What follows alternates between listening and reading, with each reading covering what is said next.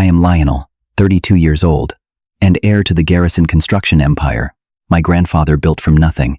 At least, that was supposed to be my future, until my father handed control to Jason, my sister Rebecca's boyfriend of only 2 years. The betrayal crushed me initially, watching an outsider steal my birthright while my own family took his side.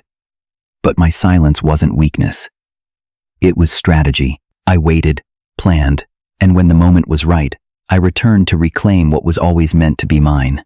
If you want to hear how I flipped the script and turned their world upside down, hit that like button, subscribe to the channel, and let me know in the comments where you are watching from.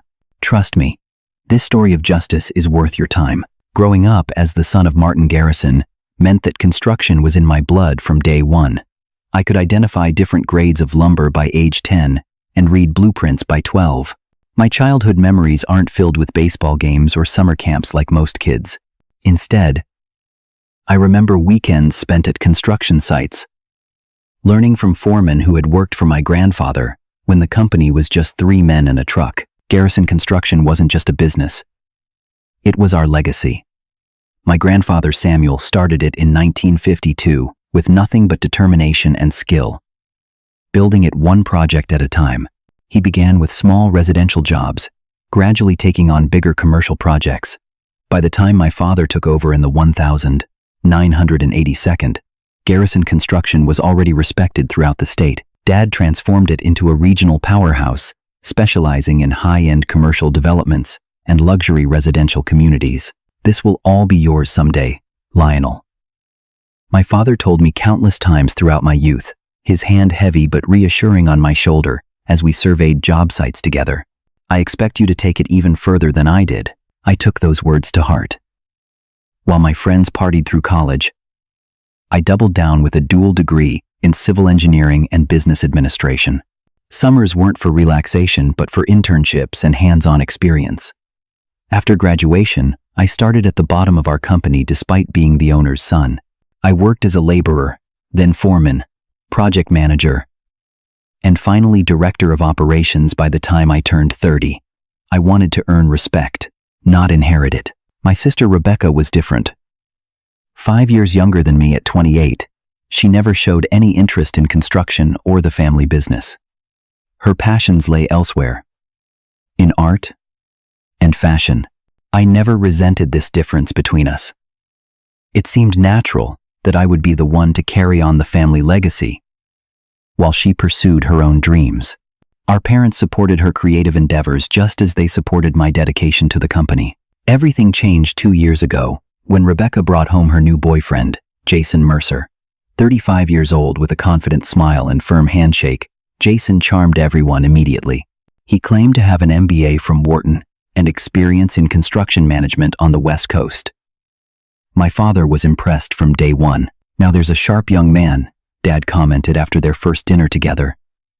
"He understands business." I didn't see the warning signs at first. In fact, I took Jason under my wing, showing him how we operated, introducing him to our major clients, explaining our bidding processes. He asked intelligent questions and seemed genuinely interested in learning the business from the ground up. "You've built something amazing here, Lionel," he told me once. "The attention to detail, the quality control systems, the client relationships. It's impressive." I was flattered by his interest and praise. It never occurred to me that his questions about our financial reserves, banking relationships, and client contracts went beyond casual curiosity. Meanwhile, I was developing ambitious expansion plans for Garrison Construction. We had opportunities to move into neighboring states, perhaps even open a division specializing in green building technologies. I spent months preparing a comprehensive business plan, complete with market analyses, financial projections, and implementation timelines. Dad had hinted that once he approved this plan, we would begin the formal transition of leadership. "Come to my office Thursday morning," Dad said one evening, clapping me on the back. Time we had a serious talk about the future of this company. I spent the entire night before the meeting reviewing my presentation, making sure every detail was perfect. This was the moment I had been working toward my entire life. As I drove to the office that crisp autumn morning, I felt nothing but excitement and confidence. The future of Garrison Construction was bright. and I was ready to lead it into a new era. I arrived early, straightened my tie, and waited outside my father's office with my presentation materials neatly arranged in a leather portfolio. Through the glass wall, I could see Dad already at his desk, reviewing some documents. What I didn't expect was to see Jason sitting comfortably in one of the chairs across from him. They were laughing about something, looking for all the world like old friends, or perhaps more accurately, like father and son. Something cold settled in my stomach as Dad motioned for me to come in. Whatever this meeting was about, it wasn't what I had been expecting. Not at all, Lionel. Good. You are right on time. My father gestured to the empty chair beside Jason. Have a seat. We have important matters to discuss. Jason gave me a smile that, in retrospect, contained a hint of smugness. I nodded politely and sat down, placing my portfolio on my lap. The office suddenly felt colder than usual. As you know, my father began, leaning forward with his hands clasped on his desk. I have been thinking about the future direction of Garrison Construction for some time now. I am not getting any younger, and the company needs fresh leadership to stay competitive in changing markets. I nodded, still expecting this to lead into a discussion of my expansion plans. That is exactly what I wanted to talk about today. I have some ideas that could really take us to the next level. My father held up his hand, stopping me before I could reach for my portfolio. Before you go into that, I want to share a decision I have already made. He cleared his throat and glanced at Jason. After careful consideration, I have decided that Jason will be taking over as CEO of Garrison Construction, effective next month. The words hit me like a physical blow. For a moment, I thought I had misheard. I am sorry. What did you say? Jason will be our new CEO. My father repeated, his tone leaving no room for misinterpretation. He has impressed me with his vision for the company and his business acumen. He has experience we need and a fresh perspective, unclouded by family tradition. I looked between them, waiting for some indication that this was an elaborate joke. None came. Dad, I do not understand. I have been working in this company my entire life. I know every aspect of the business. Jason has been here for less than 2 years. Sometimes an outsider sees things more clearly. My father replied. Jason has shown me areas where we have been inefficient, opportunities we have missed. His MBA training brings a level of financial sophistication we need. Jason finally spoke up. Lionel, I know this must come as a shock. I want you to know that I value everything you have taught me about the company. I hope we can continue to work together.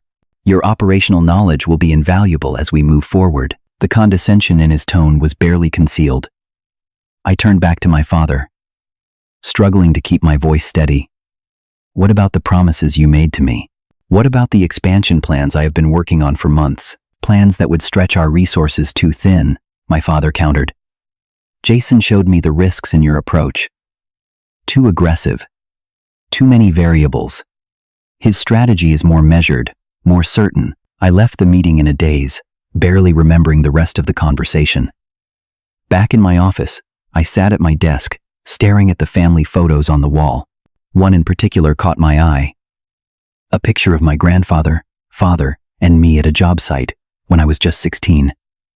3 generations of Garrison men. Continuing a legacy. Now that legacy was being handed to a stranger. The next few days passed in a blur.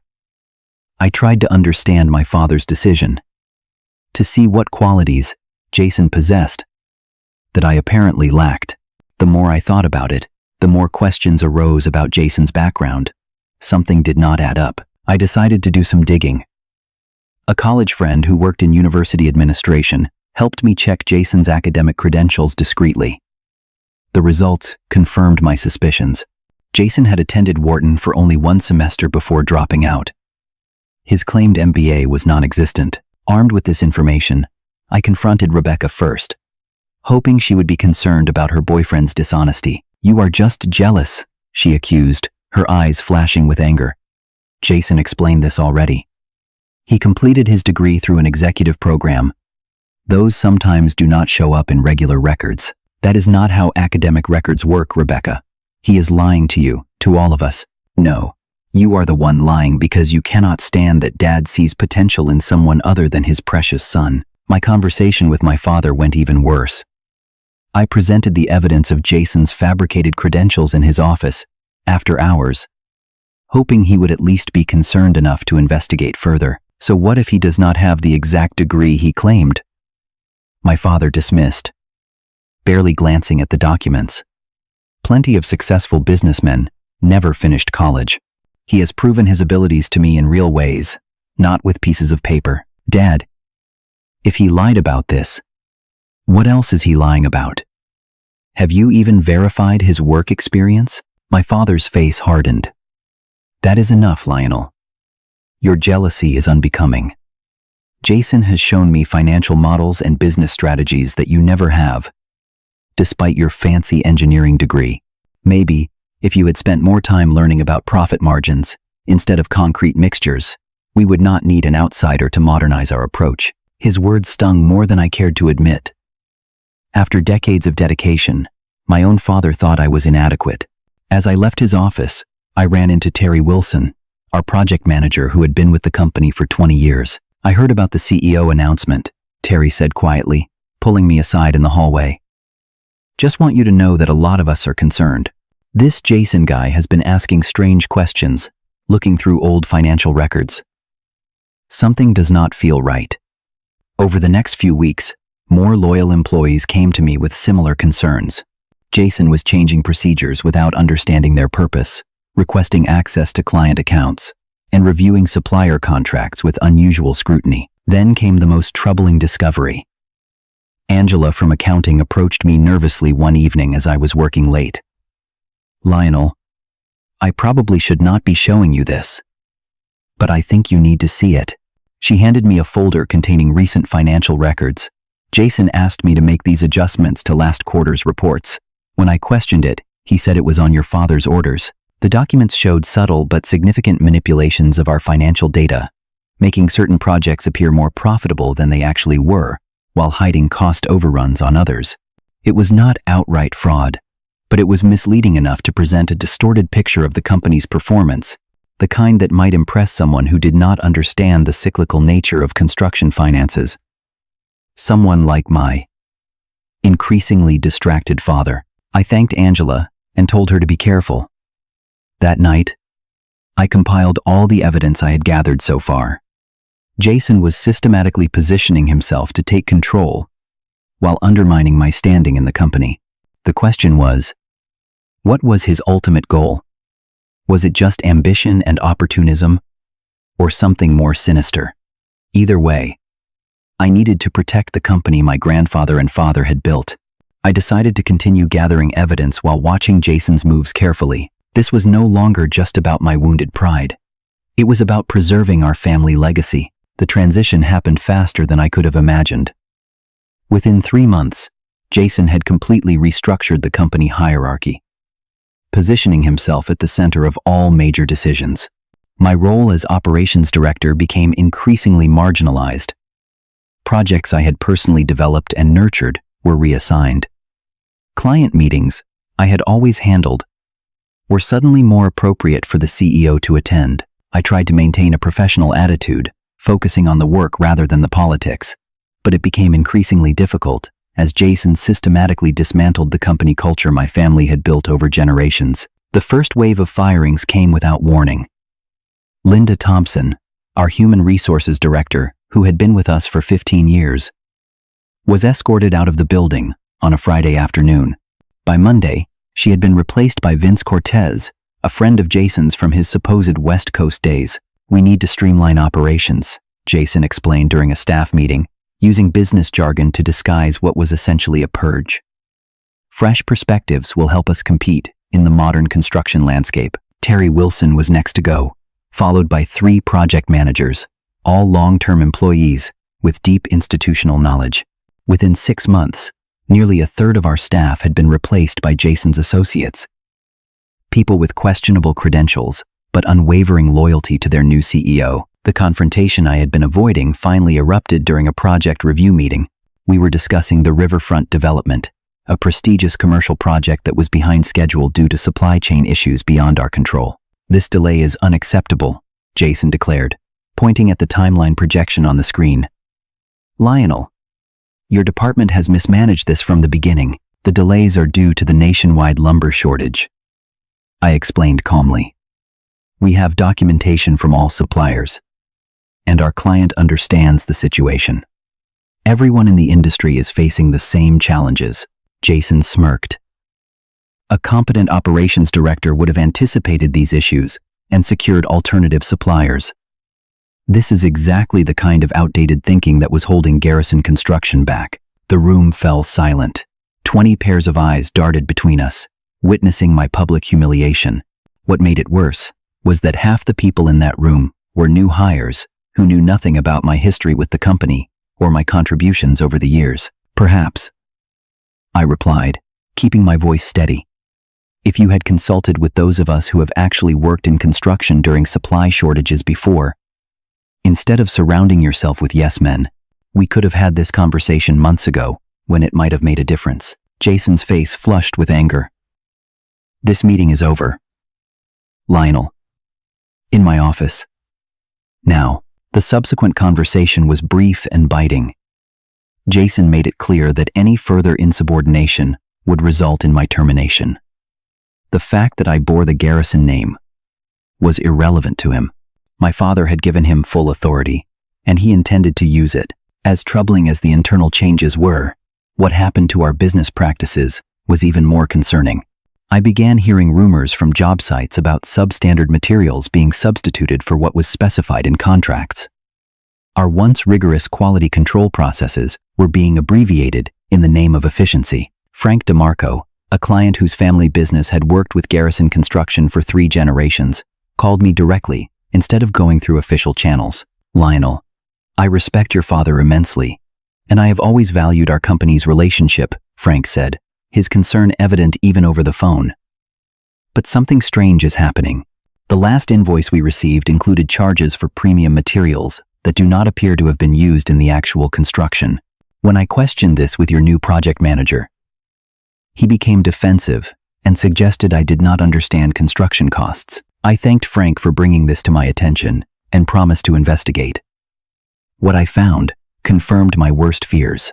Under Jason's leadership, the company had begun a practice of systematic overbilling, charging for high-end materials while actually using standard or even below-grade alternatives. The difference in cost was being recorded as operational efficiency gains. When I tried to discuss these discoveries with Rebecca, hoping that she might finally see through Jason's facade, I found her completely unwilling to listen. "Jason works 16-hour days trying to modernize Dad's outdated company," she snapped. "All you do is complain because you cannot handle not being in charge. Do you know how pathetic that looks? How Dad talks about your constant negativity. This is not about me, Rebecca. It is about the reputation our family has built over 70 years. Jason is destroying it. For short-term profit. No. He is saving it from your complacency. Thank God Dad finally saw that you were never the right person to take over." During this period, our father's health began to decline. Nothing dramatic at first, just increased fatigue and occasional memory lapses. At 72, he was still coming into the office daily. But his involvement in actual business decisions was increasingly symbolic rather than substantive. Jason became his constant companion, accompanying him to doctor appointments, bringing him lunch, essentially controlling his daily schedule and information flow. The situation reached a new level when Jason suggested he move into our family home to help care for Martin, as he now called my father. To my astonishment, Dad agreed enthusiastically. Within weeks, Jason had installed himself in the guest suite, positioning himself as both business successor and surrogate son. Rebecca, who had never moved out of the family home, seemed delighted by this arrangement. I maintained my own apartment downtown, having moved out years earlier to establish some independence. Now, that distance felt like exile. Family dinners became awkward affairs where Jason dominated the conversation, regaling my father with exaggerated tales of business victories while subtly highlighting my supposed failures. Late one evening, while working after hours, I found myself alone in the financial department. On impulse, I decided to look more deeply into our company records, accessing files that had recently been restricted to executive leadership only. What I discovered made my blood run cold. Jason had established several shell companies that were now serving as suppliers and contractors to Garrison Construction. We were paying these entities inflated rates for services and materials, essentially siphoning money from our own company into accounts that I strongly suspected were controlled by Jason himself. Additionally, he had taken out a series of loans against company assets, loans that did not appear to have been invested back into the business. The pattern was clear. Jason was not building our company. He was systematically looting it. And my father, once the shrewdest businessman I knew, was too diminished or too enchanted with his new protege to see it. I printed key documents and compiled digital evidence, securing everything in a private cloud account. This was no longer just about my birthright or wounded pride. Garrison Construction, the legacy of my grandfather and father, was being hollowed out from within. Something had to be done, and I realized with growing certainty that I was the only one who could do it. Armed with substantial evidence of Jason's financial manipulation, I decided it was time for a direct confrontation. I requested a family meeting at our home, insisting that this was about matters too important to discuss at the office. My father reluctantly agreed, likely expecting another expression of my jealousy, as he had taken to calling any criticism of Jason. That evening, I arrived at the house where I had grown up, the place that now felt foreign with Jason's presence. Photos of him had appeared on walls once reserved for family. His jacket hung in the front hall closet, as if it had always belonged there. I clutched my leather portfolio containing the evidence I had gathered, my hands slightly trembling with a mixture of determination and dread. They were waiting in the living room. My father, in his favorite leather armchair, Rebecca and Jason side by side on the sofa. A united front. Their body language spoke volumes before anyone said a word. "I appreciate you all meeting with me," I began, trying to keep my tone neutral. "What I am about to share concerns the future of Garrison Construction and our family legacy. If this is another complaint about Jason's leadership," my father interrupted, "I am not interested. The company is performing better than ever." "According to what metrics?" I asked, opening my portfolio. Because the numbers I have tell a very different story. I laid out documents on the coffee table, pointing to key figures. These are records of payments to suppliers that do not exist, or rather, they exist only on paper. Shell companies established less than a year ago, all traceable back to a holding company where Jason is the sole director. Jason's face remained impassive, but I noticed a slight tightening around his eyes. "What are you implying?" "Lionel, I am not implying anything. I am stating facts. You have been systematically diverting company funds through fraudulent supplier contracts. Additionally, you have taken out loans totaling over $2 million against company assets. Money that cannot be accounted for in any company project or investment." My father leaned forward, his face flushing. "This is absurd. Jason has shown me all the financial reports. Profits are up 20%. Fake reports, Dad." Angela, in accounting, confirmed that Jason instructed her to modify the numbers. I have her signed statement. I pulled out another document, and here are records from 3 major clients confirming they have been billed for premium materials that were never used in their projects. Rebecca stood up, her hands clenched into fists. "You fabricated all of this because you cannot stand that Dad chose Jason over you. Do you have any idea how pathetic you have become? The jealous son who cannot accept that someone else might be more qualified to run the company." "This is not about qualifications, Rebecca," I said, trying to keep my voice steady. "Did you know your boyfriend never got an MBA from Wharton? That he was there for 1 semester before dropping out? That his claimed experience with Pacific Construction Group is fabricated? They have no record of him ever working there." "More lies," Jason interjected smoothly. "Martin, I warned you this might happen. When someone feels entitled to something and does not receive it, they often create elaborate narratives to justify their disappointment." My father nodded, looking at me with something between pity and disgust. "Lionel, I expected better from you, creating false documents, trying to slander a man who has done nothing but improve our company, who has become like a son to me. His words cut deeper than I had anticipated. Like a son to you? What about your actual son, the one who dedicated his entire life to your company, who worked from the ground up, learning every aspect of the business you built? A son who apparently thinks so little of me that he believes I could be easily duped by an outsider. My father retorted, "Do you think I am a fool? That I have not verified everything Jason has told me? Then verify these," I said, pushing the documents toward him. "Call these suppliers yourself. Ask our clients directly about the materials being used." Jason stood up now, placing a hand on my father's shoulder. "Martin, he is desperate. These documents could easily be manipulated. Consider the source." Rebecca moved to stand beside Jason. "Lionel has always been jealous of anyone who got your attention, Dad. Remember how he behaved when you hired that consultant 5 years ago? The same baseless accusations, the same resentment. I was losing them. Years of family dynamics and Jason's careful manipulation had created a narrative I could not break through with mere documents. I tried one last approach. Dad, forget the paperwork for a moment. In your heart, do you really believe I would fabricate evidence against someone unless I was absolutely certain they were harming our family business? The business Grandpa started, that you built into what it is today? Would I risk our relationship over a lie? For a brief moment, I saw uncertainty flicker in my father's eyes. Then Jason leaned down and whispered something in his ear.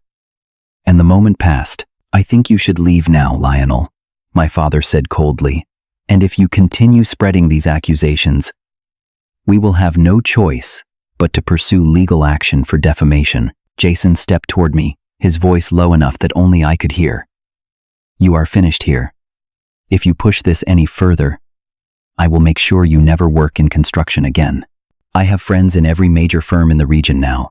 One word from me about your mental instability and fabrication of company documents, and your career is over." Something snapped inside me. Years of dedication, months of being sidelined, and watching our company being dismantled. Weeks of gathering evidence, only to have it dismissed without consideration, all culminated in a surge of rage I could no longer contain. I lunged forward, grabbing Jason by his perfectly pressed shirt collar. "You manipulative fraud. You have no idea who you are dealing with." Jason did not fight back. Instead, he smiled, as if my reaction was exactly what he had been hoping for. Within seconds, my father was shouting, and Rebecca was pulling at my arm. "Get out!" my father roared, his face now purple with anger. "Get out of this house right now. You are no son of mine," attacking a man who has done nothing but help this family. I released Jason, suddenly aware of how perfectly I had played into his hands. This physical confrontation would only cement their perception of me as unstable and jealous. I straightened my jacket and picked up my scattered documents. "I will go," I said quietly. "But remember this moment, Dad. Remember that I tried to warn you." Rebecca followed me to the door, not to reconcile but to twist the knife. "Do not come back, Lionel. You have embarrassed yourself and this family for the last time. Jason was right about you all along. What exactly did he tell you about me? That you were too emotionally attached to the company to see its flaws objectively. That your judgment was clouded by entitlement. He predicted you would eventually fabricate reasons to discredit him, rather than accept your own limitations. Tonight proved him right. I looked at my sister, this person I had grown up with, now a stranger, parroting the words of a con man. "I hope you never have to find out how wrong you are. But when you do, remember that despite everything, you are still my sister. I will be there for you." She closed the door in my face. The next day, I returned to my childhood home, when I knew everyone would be at the office, using my key for what I expected would be the last time. I quietly packed personal belongings, family photographs, and mementos that held sentimental value. As I was leaving, Mrs. Peterson, our housekeeper, who had known me since childhood, pressed a small package into my hands. "Your grandfather's pocket watch," she whispered. "Your father gave it to Jason last week, but I took it back. It belongs to you. And Lionel, many of us know you are right about him." Be careful, but do not give up. My final stop was to see Walter Green, the company's longtime accountant who had semi-retired but still consulted occasionally. Walter had been my grandfather's friend and had watched me grow up. If anyone would listen objectively to my concerns, it would be him. Over coffee in his home office, I shared everything I had discovered. Walter reviewed the documents carefully, his expression growing increasingly grave. This is serious, Lionel. Criminal, in fact. But without your father's support, pursuing this through official channels would be difficult. Jason has positioned himself too well, with too many allies in the company now. So what should I do? Walter considered for a moment. Sometimes, the best move is a strategic retreat. Distance yourself for now. Build your own resources and connections, independent of Garrison Construction. Document everything. Maintain contact with those still loyal to your family. And wait for Jason to make bigger mistakes.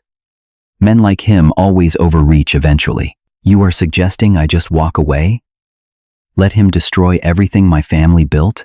I am suggesting you choose the right battlefield and the right moment. Right now, you cannot win. But that does not mean you have to lose forever. That evening, I packed the rest of my belongings into my car and drove out of town as the sun set behind me. I had no specific destination in mind, just away from the painful sight of watching my family legacy being dismantled by a fraud who had somehow charmed his way into complete control. The anger and hurt were overwhelming, but beneath them, a determination was taking root. This was not over, not by a long shot. 18 months can change everything, or nothing at all, depending on how you use the time.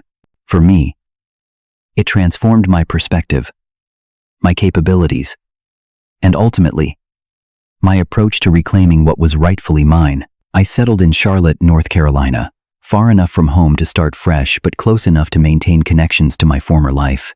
Through Walter Green's recommendation, I secured a position with Blackwell Construction, a mid-sized firm with an excellent reputation. I started as a project manager, deliberately taking a step back from executive leadership to prove myself on my own merits, not my family name. We have heard good things about your operational skills, Thomas Blackwell, the owner, told me during my interview.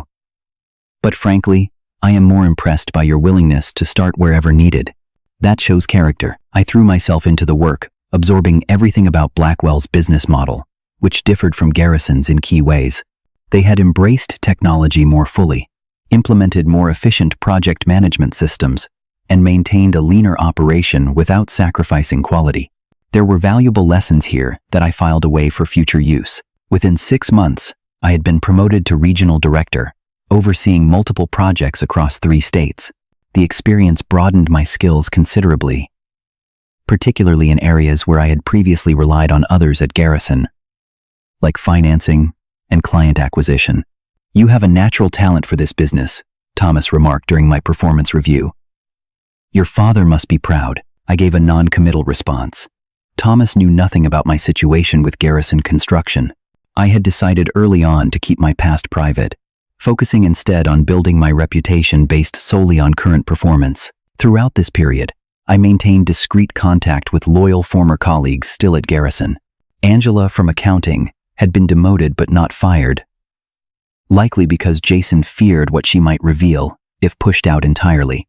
She provided occasional updates on the company's increasingly precarious financial situation. Jason has taken out another loan against the equipment yard property, she reported during one of our secure calls. That is the 3rd major asset he has leveraged in the past year. The bank is starting to ask questions about our debt-to-income ratio. Terry Wilson, who had found work with a competitor after being fired, kept me informed about industry gossip. Word is getting around about quality issues on Garrison projects. The Westlake Commercial Center had to have major repairs less than 6 months after completion. Cost overruns on the municipal building project have triggered an audit. Most concerning were Walter Green's updates about my father. His cognitive decline has accelerated, Walter told me during one of our monthly calls. He is rarely in the office now. When he does come in, Jason never leaves his side. Your sister seems oblivious, completely under Jason's influence. The 3 of them still live together in the family home, with Jason effectively controlling everything. I processed this information methodically, adding each new piece to the comprehensive file I was building. Jason's pattern was becoming clearer. Extract maximum value through loans and inflated supplier contracts, cut corners on quality to maintain apparent profitability, and isolate my father and sister from anyone who might question his actions. By the 12-month mark of my self-imposed exile, I had accumulated enough savings to begin the next phase of my plan. I contacted Malcolm Reynolds, a business attorney specializing in corporate fraud cases, recommended by a colleague at Blackwell. "This is quite a situation you have described," Malcolm said after reviewing my documentation. "Normally, I would suggest going directly to law enforcement. But the family dynamics complicate things. Your father's declining health and your sister's alignment with this Jason character create significant barriers to a straightforward legal approach. I understand that. What I need is a strategy that protects the company while exposing Jason without destroying my family in the process." Malcolm leaned back in his chair. "Then we need leverage. Multiple points of pressure that can be applied simultaneously." He outlined a multifaceted approach that would take months to implement, but could potentially allow me to regain control of Garrison Construction without a protracted legal battle that would damage the company's reputation. The first step was financial pressure. Through carefully structured investment vehicles that concealed my identity, I began purchasing the debt that Jason had accumulated in Garrison's name. Banks, increasingly nervous about the company's financial health, were willing to sell these loans at a discount to reduce their exposure. "You are essentially becoming your family company's primary creditor," Malcolm explained. "When the time comes, this will give you significant leverage in determining the company's fate." Simultaneously, I began reaching out to Garrison's major clients who had experienced issues under Jason's leadership. Frank DeMarco was particularly receptive. "Lionel, I have been doing business with your family for 3 generations, he said when we met discreetly at his office. "The quality problems and billing discrepancies of the past year have been disturbing. If there is a way to restore Garrison Construction to what it once was, I want to help." Frank and several other long-standing clients agreed to document their experiences, creating a record of Jason's mismanagement and potentially fraudulent practices.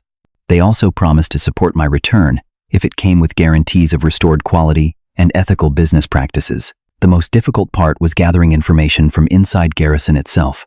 With Jason now suspicious of any employee with ties to the past, direct communication was dangerous. However, Vincent Torres, our IT director who had somehow survived Jason's purges, provided a crucial service by backing up company servers regularly and securing copies of all electronic communications and financial records. "I always knew something was off about that guy," Vincent told me during a clandestine meeting. "Your grandfather gave my father his first job in this country.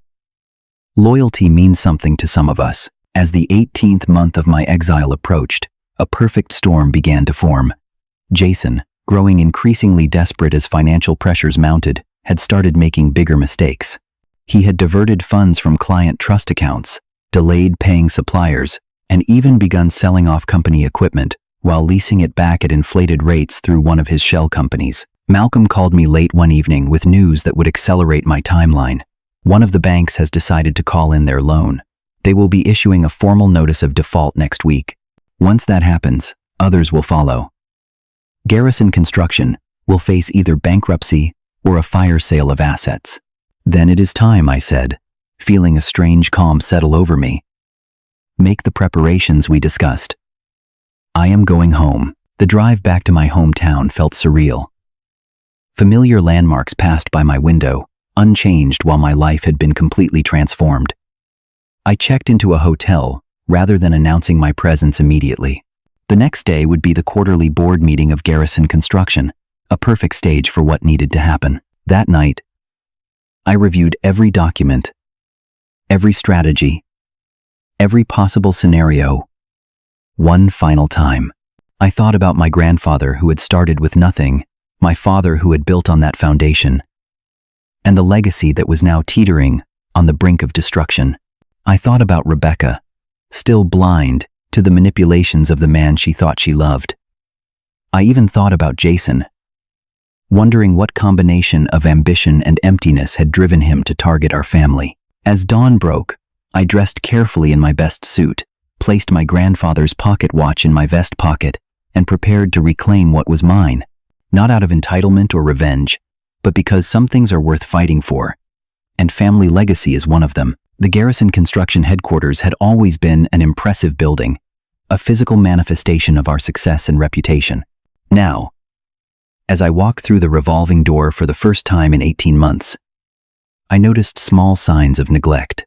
The brass fixtures were tarnished, the lobby plants wilted, and the receptionist, a stranger to me, looked harried and overworked. "May I help you, sir?" she asked, not recognizing the man whose family name was on the building. "I am here for the board meeting," I replied calmly, straightening my tie.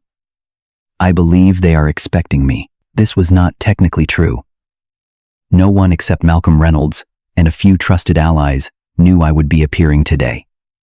The timing was deliberate. The surprise factor calculated for maximum impact. "Your name, sir?" "Lionel Garrison." Her eyes widened slightly as recognition dawned. "Oh, Mr. Garrison. Let me call upstairs." "No need," I said with a smile. "I know the way." The executive conference room was on the top floor, with views overlooking the city my family had helped build. As I rode the elevator up, I mentally rehearsed the sequence of events that needed to unfold. Timing would be everything. The board meeting was already underway when I pushed open the heavy wooden doors. 8 people sat around the large table, including Jason at the head, my sister beside him, and my father, looking frailer than I remembered. To his right, the remaining seats were filled with Jason's appointees, none of whom I recognized. The conversation stopped abruptly. Jason recovered first, his surprise quickly masked by a practiced smile. "Lionel, this is unexpected. The board is in the middle of a private meeting, a meeting about the future of Garrison Construction," I replied, walking confidently to the table. "Which makes it exactly where I should be." My father stared at me with a mixture of confusion and what might have been relief. Rebecca looked away, her posture stiff with discomfort. "You are no longer employed by this company," Jason said smoothly. "If you have business to discuss, you can make an appointment like anyone else." I placed my briefcase on the table and looked around at the board members. "I wonder, has Jason told you about the notice of default the company will be receiving next week? Or about the 3 major clients who have terminated their contracts in the past month? Perhaps he mentioned that supplier liens have been filed against 4 of our current projects?" The board members exchanged concerned glances. One of them, a sharp-featured woman in her 50s, turned to Jason. "What is he talking about?" "You reported that all loans were in good standing at last month's meeting." Jason's smile tightened. "Lionel is clearly misinformed. Our financial position is strong, as the quarterly reports demonstrate." "Fabricated reports," I countered, opening my briefcase and distributing folders to each board member. "What you are looking at are the actual financial records of Garrison Construction for the past 18 months, verified by independent auditors. Page 3 shows the systematic diversion of funds through shell companies established by Jason Mercer. Page 5 details the loans taken against company assets, money that was never reinvested in the business." The room erupted in confused questions as the board members flipped through the documents. Jason stood up, his face flushing. "This is slander. These documents are fabricated by a disgruntled former employee who could not accept being passed over for leadership." I had anticipated this reaction. The second folder contains statements from Angela Martinez in accounting, Vincent Torres in IT, and 3 former project managers, all attesting to the accuracy of these records and the instructions they received from Jason to modify official reports. My father, who had been unnaturally quiet, finally spoke. "Lionel, where have you been? Why are you doing this now?" "I have been learning, Dad. Building skills, gathering evidence, and waiting for the right moment." I turned back to the board. "While Jason has been stripping assets from this company, I have been positioning myself to save it." At that moment, Malcolm Reynolds entered the room with 2 associates. "Ladies and gentlemen, I am Malcolm Reynolds, attorney for Lionel Garrison. I have been authorized to inform you that Mr. Garrison now controls 65% of Garrison Construction's outstanding debt through various investment entities. Additionally, he has secured commitments from major clients, representing 40% of the company's project portfolio, to continue their relationship only under his leadership. Jason's face went from flush to pale. This is some kind of bluff. A desperate attempt to undermine my authority. No bluff, I replied, motioning to Malcolm, who distributed another set of documents. These are the transfer records for all debt instruments now under my control. As the primary creditor, I have the legal right to call these loans due immediately, which would force the company into bankruptcy. However, I am prepared to restructure all debt under favorable terms, conditional upon immediate leadership changes. Rebecca finally found her voice. You cannot do this. Dad gave Jason control because he earned it. Did he earn it, Rebecca? Or did he manipulate his way into it? I looked directly at my sister. Did you know about the shell companies, the diverted funds, the liens against our projects? Did you know he has been selling off company equipment and leasing it back at inflated rates through companies he secretly controls? Her confident expression faltered. For the first time in nearly 2 years, I saw doubt in her eyes. He is lying, Jason insisted, putting his arm around her shoulders. Your brother has always been jealous of us, of what we have. He cannot stand that your father saw more potential in me than in his own son. I had one final card to play. Vincent, please join us. I called toward the door. Vincent Torres entered, carrying a laptop. I have set up the presentation as requested, Lionel. Vincent has maintained a secure backup of all company emails and financial transactions for the past 2 years, I explained to the board. Among them are communications between Jason and various shell companies, as well as instructions to staff to modify financial reports. Vincent connected his laptop to the conference room projector. The first slide appeared, showing an email from Jason to a company called Summit Supplies, discussing the distribution of funds from inflated invoices. The sender and recipient addresses clearly showed Jason's control of both entities. This is just one of hundreds of similar communications, Vincent explained. I have provided copies to the forensic accountants Mr. Garrison hired, as well as secured the originals in case they are needed by law enforcement. The mention of law enforcement visibly shook Jason. His arm dropped from Rebecca's shoulder as he began calculating his options. This is all very concerning, the sharp-featured board member said. If these allegations are true, we may all be liable as directors. I move that we suspend Mr. Mercer immediately pending a full investigation. You cannot do that, Jason snapped. Martin, tell them they cannot do that. All eyes turned to my father, who looked suddenly older and deeply tired. Is it true, Jason? All of it? The fake suppliers, the loans, selling our equipment? Jason attempted to maintain his composure. I made strategic business decisions to maximize profitability during difficult market conditions. Everything I did was to strengthen the company. Then why falsify the reports to me? To the board? My father's voice was quiet, but carried the weight of profound disappointment. Jason must have recognized the shifting dynamics in the room. His charm and manipulation had reached their limit against hard evidence. With surprising swiftness, he gathered his personal items from the table. This meeting is an ambush. I will not subject myself to these baseless accusations. My attorneys will be in contact. He moved toward the door, but 2 men in suits blocked his exit. Jason Mercer? One of them asked, showing identification. I am Detective Wilson, with the Economic Crimes Unit. We would like to ask you some questions regarding potential financial fraud and misappropriation of funds. I had not planned for the police to arrive quite so soon, but Malcolm had apparently accelerated that part of our strategy. Jason's face transformed from confident to calculating to panicked in seconds. This is a civil matter between business partners, he insisted. There are no grounds for police involvement. Diversion of client trust funds crosses into criminal territory, Detective Wilson replied calmly. We can discuss this at the station or here, but we will be discussing it. Jason looked around the room, perhaps searching for an ally or escape route. Finding neither, his gaze landed on Rebecca. Tell them. Becca.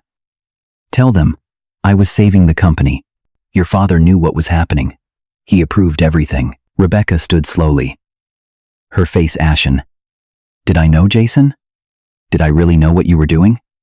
Because I am looking at these documents.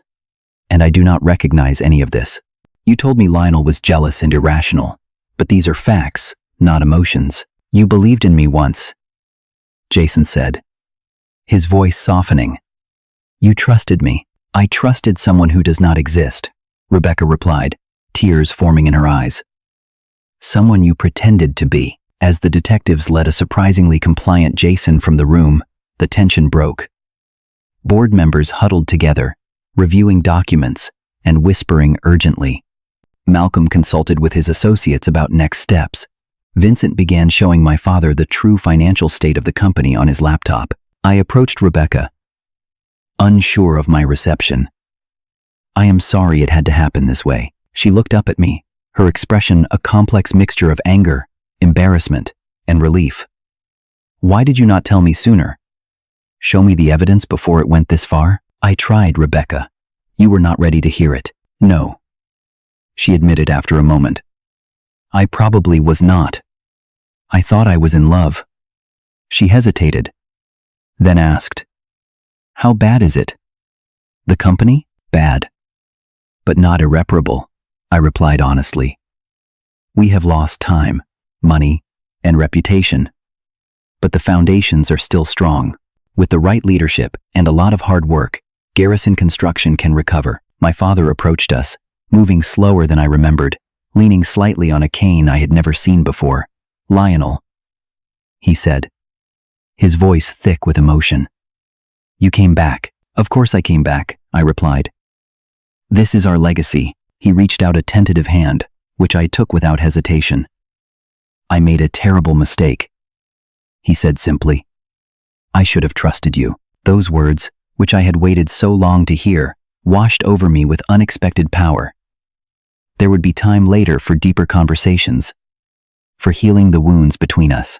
For now, this acknowledgement was enough to begin rebuilding not just the company, but our family as well. As the board meeting reconvened, now with a very different agenda, I took my rightful place at the table, ready to lead Garrison Construction into its next chapter. The road ahead would be challenging, but for the first time in 2 years, we were facing it together, as a family. The weeks following Jason's arrest were a whirlwind of activity. The full extent of his financial manipulation became clear only after forensic accountants completed their audit. Nearly $3 million had been diverted through various schemes, and company debt had ballooned to dangerous levels. 5 major projects were in jeopardy due to quality issues and supplier liens. Our once sterling reputation in the industry had been severely tarnished. It will take at least 2 years to fully recover financially, Walter Green told me as we reviewed the final audit report in what was now my office. The CEO office, with its sweeping views and executive furnishings, still felt strange to me. But the immediate crisis has been averted by your debt restructuring plan. Jason faced multiple criminal charges, including fraud, embezzlement, and misappropriation of client funds. He eventually accepted a plea deal that included restitution and prison time, sparing us a lengthy trial that would have further damaged the company's public image. The legal proceedings revealed that this was not his first such scheme, though it was certainly his most ambitious. He did the same thing to a smaller firm in Arizona, Malcolm informed me. Though on a much smaller scale, he has a pattern of ingratiating himself with business owners, especially those nearing retirement age, then systematically taking control and extracting value. The revelation did not surprise me, but it did help my father come to terms with his role in what happened. I should have seen through him, Dad said one evening as we sat in his study, the place where he had once mentored me on business principles. I prided myself on being a good judge of character. He was very convincing, I replied, not wanting to deepen his guilt, and he studied us carefully before making his move. He knew exactly what to say, how to position himself. Dad nodded, looking down at his hands, which had grown noticeably more veined and spotted with age during my absence. Still, I should have trusted my son over a stranger. That is my greatest regret. Rebuilding my relationship with my father was a gradual process. His health had indeed declined during my time away, with early-stage dementia, explaining some of his susceptibility to Jason's manipulation. I arranged for the best medical care available and adjusted my schedule to spend time with him regularly, often taking him to job sites like he had done with me years ago. These outings seemed to strengthen both his spirits and his cognitive function. Rebecca's journey back to the family fold was more complicated. The dual betrayal of her romantic partner and her own judgment had left deep wounds. She moved out of the family home, taking an apartment downtown and enrolling in therapy. Our initial interactions were awkward, tinged with her lingering resentment and embarrassment. I keep replaying everything in my mind. She admitted during one of our first lunches together after the fallout. There were so many warning signs I ignored. Because he made me feel special, chosen. He was very good at what he did, I reminded her, echoing what I had told our father. And you wanted to believe in him. We all have blind spots when it comes to people we care about. Gradually, our conversations became easier. Rebecca even expressed interest in the business for the first time, asking thoughtful questions about our recovery strategy. Whether this stemmed from genuine curiosity or a desire to understand what she had nearly helped destroy, I welcomed her engagement. Rebuilding Garrison Construction required difficult decisions. The first was rehiring key personnel who had been pushed out under Jason's leadership. Terry Wilson returned as our head project manager, bringing valuable experience and loyalty back to the team. Never thought I would walk through these doors again, Terry said on his first day back. But it feels right. Working for a real Garrison again, Angela Martinez resumed her role in accounting, this time with expanded authority to implement stricter financial controls.